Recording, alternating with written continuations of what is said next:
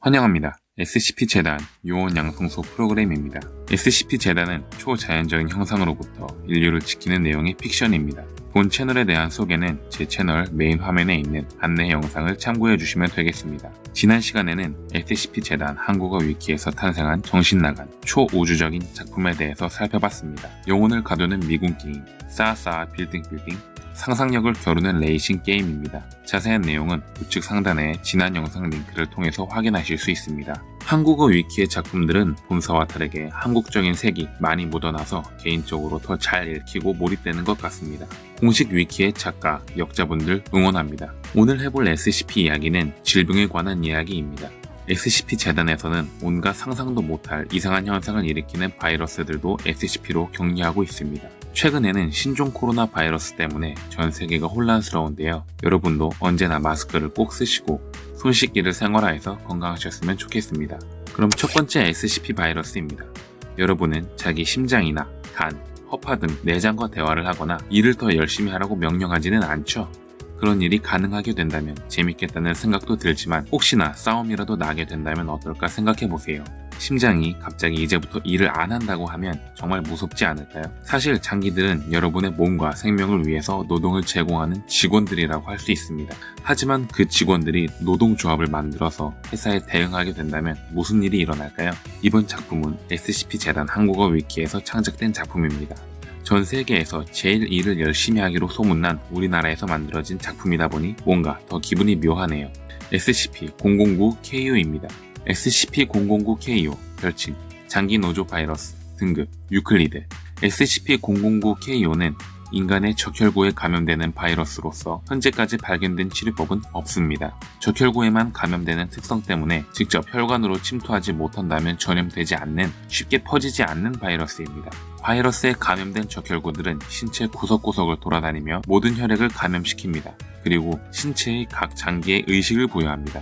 모든 과정이 끝나고 나면 감염자는 신체의 여러 장기와 대화를 할 수 있게 됩니다. 각 장기들은 감염자의 정신뿐만 아니라 장기들끼리도 대화가 가능합니다. 일반적으로는 장기들도 신체의 일부이며 원래의 기능을 제대로 수행하지 못하면 신체가 위험해지기 때문에 감염 초기에는 뇌의 명령에 복종합니다. 하지만 일부 요구사항이 이루어지지 않을 경우에는 명령을 거부하는 일도 종종 일어나는데 이때는 감염자의 정신이 직접 해당 기관과 대화를 통하여 해결 가능합니다.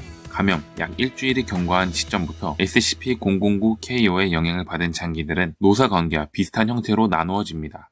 뇌와 신경계는 다른 기관들을 감독하는 역할을 맡게 되고 다른 장기들에게 호르몬을 지급합니다. 장기 기관들은 각 기관의 성격에 따라 호르몬을 빼돌리거나 이를 태만하게 하는 등 문제사항을 일으키기도 합니다. 모든 장기들은 생존이라는 공동의 목표를 위해 움직이므로 생존에는 큰 무리가 없지만 아주 가끔씩 실험자의 정신에 반발하여 쿠데타를 일으킨다거나 다 함께 학심해서 기능을 정지하며 자살하는 경우도 관찰되었습니다.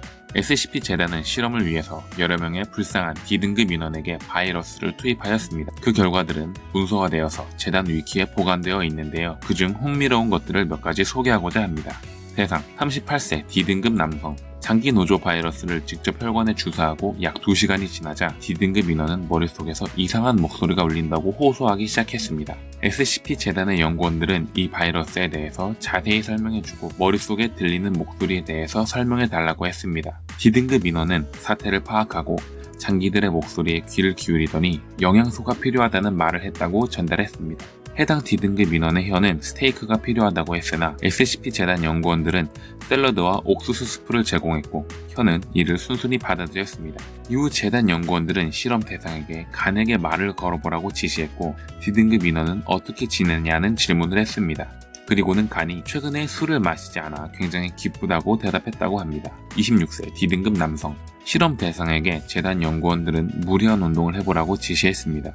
D등급 인원은 팔굽혀펴기를 쉬지 않고 19회 실시했고 팔 근육이 비명을 지르며 운동하기를 거부하고 있다고 말했습니다. 연구원들은 팔 근육을 설득해보라고 지시했고 해당 D등급 인원은 자신의 팔과 대화하여 미래를 위한 근육 단련에 동의했다고 말했습니다. 이제 재단은 견디지 못할 정도의 운동을 하라고 지시했습니다.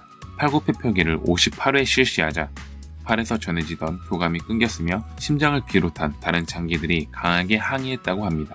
그 D등급 인원은 그날 이후에 팔 근육이 자신에게 화가 나 있으며 가끔씩 명령을 무시한다고 합니다. 대상 39세 D등급 남성. D등급 인원의 신경 조직과 다른 장기들 사이에 다툼이 일어났습니다. 장기들은 영양소 흡수를 중단하겠다고 선언했고 신경 조직은 수면 호르몬 분비를 멈추겠다고 대응했습니다. D등급 인원의 배설물을 분석한 결과 섭취한 양과 동일한 양이 배출되어 실제로 장기들의 영양소를 흡수하지 않고 있는 것이 확인되었습니다. 재단은 장기들을 서로 화해시키라고 요구했고 D등급 인원은 무려 16시간 동안 숙면한 뒤에 깨어났습니다. 꿈에서 그는 협상 테이블을 마련하여 오랜 시간 동안 회의를 통해서 기관들의 화합을 이끌어냈다고 말했습니다. 대상 26세 D등급 남성. D등급 인원의 위장이 멜라토닌을 몰래 취했다는 사실이 밝혀져 문초를 받았습니다. 이 인원도 오랫동안 숙면에 들었고 꿈속에서는 위장에 대한 재판이 열렸다고 이야기했습니다.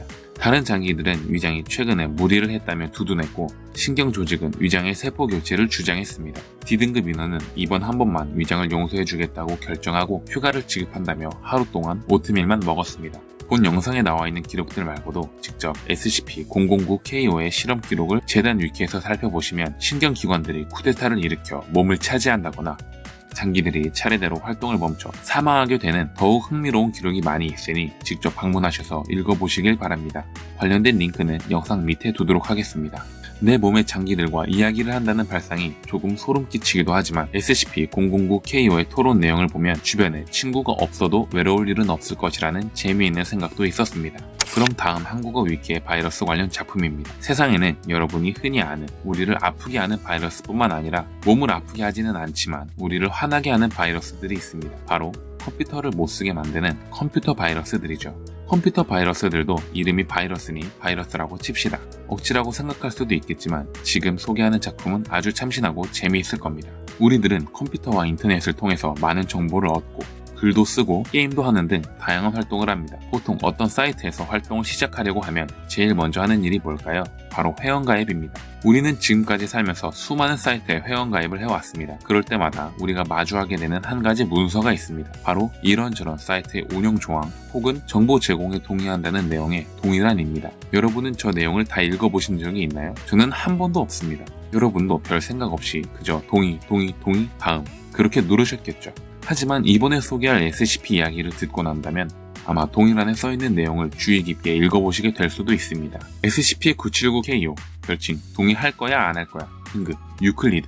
SCP-979KO는 인터넷 네트워크상에 퍼져있는 특정한 코드입니다. 우리가 흔하게 알고 있는 컴퓨터 바이러스의 특징을 가지고 있지만 SCP 재단의 분석에도 이 변칙 개체의 구체적인 유형을 파악하지는 못했습니다.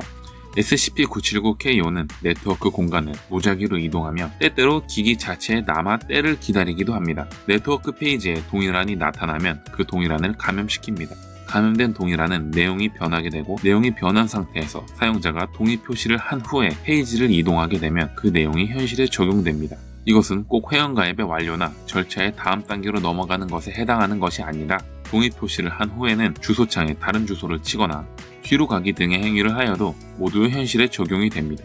만약 동의하지 않은 상태에서 5분 이상 방치된다면 SCP-979KO는 사라지거나 다른 곳으로 이동합니다. 바뀌는 동일란의 내용은 가지각색입니다. 동의한 사람의 팔을 없애버린다는 내용을 추가하거나 하루 종일 거짓말만 하게 된다거나 동의한 사람의 통장으로 가족의 모든 재산이 입금되고 가족들은 전부 파산한다거나 동의한 사람이 사망하게 되는 등 너무나 다양합니다. 크리스마스에 진행한 실험에서는 여자친구가 없는 대상이 실험에 참가했을 때 여자친구를 크리스마스 선물로 준다는 내용으로 동의문서가 바뀌는 일도 있었습니다.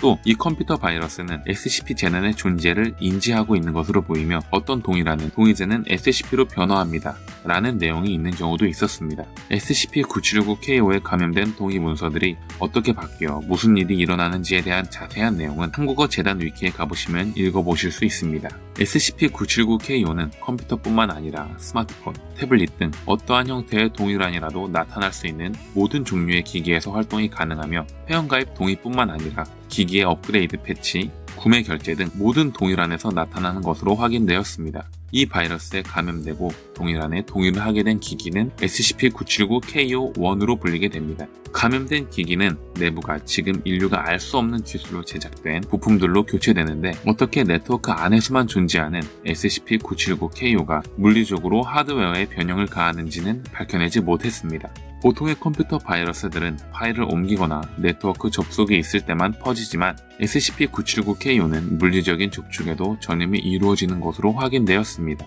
전원이 꺼져 있는 감염된 스마트폰과 컴퓨터를 단지 접촉시키는 것만으로도 전염이 이루어진다는 뜻입니다.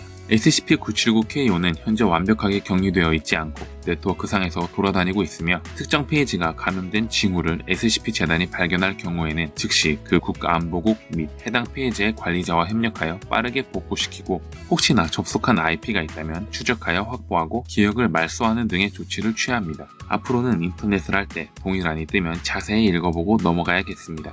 꼭 SCP가 아니더라도 최근에는 이런 내용을 바탕으로 사기를 치거나 불이익을 받는 경우가 많다고 하니 귀찮아도 꼭 잘 읽어보시길 바랍니다. 귀찮아도 손 꼭 잘 씻어서 코로나 바이러스 예방도 하시고요. SCP-재단은 픽션으로 누구나 참여할 수 있습니다. 아래 링크를 확인해 주시기 바랍니다. 구독과 좋아요는 다음 프로그램 제작에 큰 힘이 됩니다. SCP에 대한 아이디어나 의견이 있으시다면 댓글을 남겨주시기 바랍니다. 감사합니다.